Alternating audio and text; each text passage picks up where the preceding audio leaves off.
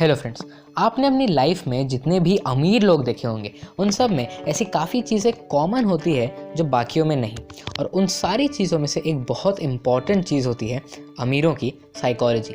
एक अमीर पर्सन की साइकोलॉजी काफ़ी डिफरेंट होगी एक गरीब पर्सन की साइकोलॉजी से, ऑब्वियसली अगर वो सेल्फ मेड है तो ही।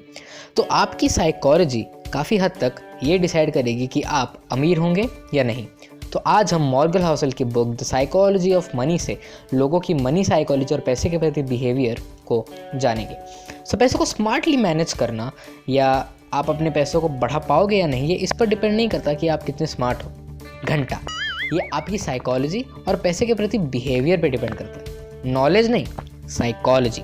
साइकोलॉजी के डिफरेंस से ही एक जीनियस बंदा भी अपने पैसे लूज कर सकता है और एक एवरेज बंदा भी एक फॉर्चून क्रिएट कर सकता है। फॉर एग्जाम्पल, रोनाल्ड रीड एक मिडिल क्लास आदमी थे। उन्होंने पूरी लाइफ गार्बेज साफ किया और फ्लोरिंग की, लेकिन उनके आखिरी दिनों तक उन्होंने $8 मिलियन की संपत्ति क्रिएट कर दी थी। दूसरी तरफ रिचर्ड फस्कॉन, जो कि हार्वर्ड यूनिवर्सिटी के ग्रेजुएट और एक MBA थे, पूरी लाइफ उन्होंने लैविश लाइफस्टाइल अडॉप्ट की, लेकिन 2008 के फाइनेंशियल क्राइसिस में उनके सारे पैसे डूब गए।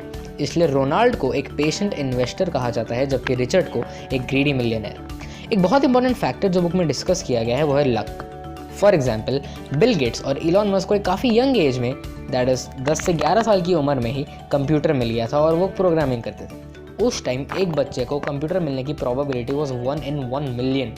तो कहीं ना कहीं ये लक था कि गेट्स और इलॉन को कंप्यूटर मिला, उन्होंने प्रोग्रामिंग और कोडिंग सीखी और फिर धीरे धीरे करके इतनी बड़ी चीज़ें बनाते गए। अगर इलॉन की जगह किसी और बच्चे को कंप्यूटर मिला होता तो मे बी आज हम टेस्ला और सोलार सिटी जैसी बड़ी कंपनीज नहीं देख पाते और इलॉन मस्क वर्ल्ड के सेकंड रिचेस्ट पर्सन ना बनते।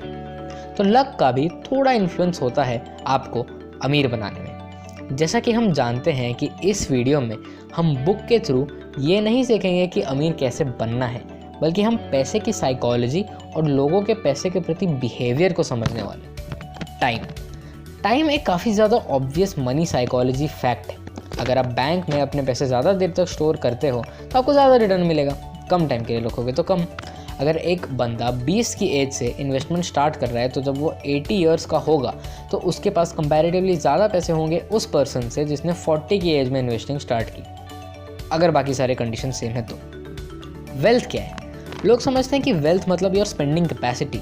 आपने जितने की कार खरीदी, जितने के शूज़ खरीदे, जितने का घर खरीदा, वो है आपकी वेल्थ, ऐसा लोग समझते हैं। लेकिन असल में ट्रू वेल्थ वो है जो आपके एसेट्स हैं। एसेट्स वो चीज़ होती हैं जिस पे आप पैसे खर्च करते हैं और जो आपके बैंक में या आपके पॉकेट में पैसे ले करके आती है, जैसे कि रियल एस्टेट, गोल्ड, सिल्वर या फिर कोई बुक लिखना। इन सारी चीज़ों से आपके बैंक में पैसे आते हैं, तो ये एसेट्स हैं। जबकि लाइबिलिटी वो सारी चीज़ें हैं जिन पे आपके पैसे खर्च होते जाते हैं, बल्कि रिटर्न में कुछ नहीं आता, जैसे कि कार, घर, एट्सेट्रा।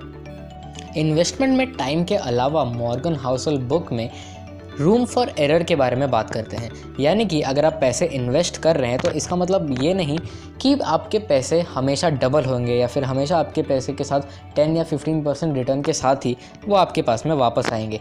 जैसे किसी अमीर पर्सन के पास में 50 से 60 मिलियन डॉलर्स मौजूद होते हैं, लेकिन इसका मतलब थोड़ी कि वो सारे पैसे इन्वेस्ट कर दे।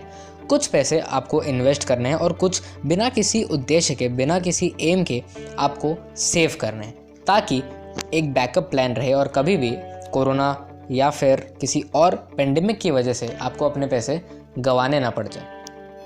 2008 का फाइनेंशियल क्राइसिस इस बात का बहुत बड़ा एग्जाम्पल है। उस टाइम पे काफ़ी सारे लोगों के पैसे डूब गए थे क्योंकि उन्होंने ये सोच करके पैसे लगाए कि उनके पैसे डबल होकर के उनके पास में वापस आएंगे। एक बहुत बड़ा ब्राइट एग्जाम्पल है जब बाबू भैया अपनी फिर हेरा फेरी मूवी में लक्ष्मी चिट फंड पर पैसा लगाते हैं और ये एक्सपेक्ट करते हैं कि 21 दिन में उनके सारे पैसे डबल हो जाएंगे, जबकि ऐसा नहीं होता। Hope you like the video और होप करता हूँ कि आपको इस वीडियो से कुछ लर्निंग्स मिली होगी जिस वजह से आप लोगों की पैसे से रिलेटेड साइकोलॉजी और बिहेवियर को समझ पाएंगे। अगर आपको भी the psychology of money book by Morgan Housel खरीदनी है तो आप डिस्क्रिप्शन में दिए हुए लिंक से खरीद सकते हैं और इसे पढ़ सकते हैं। अगर आपको किसी भी प्रॉब्लम का प्रैक्टिकल सोल्यूशन चाहिए, किसी बुक की समरी चाहिए या फिर किसी पर्सन की बायोग्राफी चाहिए, मुझे नीचे कमेंट में लिखकर जरूर बताइए। मैं ट्राई करूँगा इस टॉपिक के ऊपर वीडियो बनाने का। See you next Sunday, till then bye bye. Thank you so much, wish you all the best.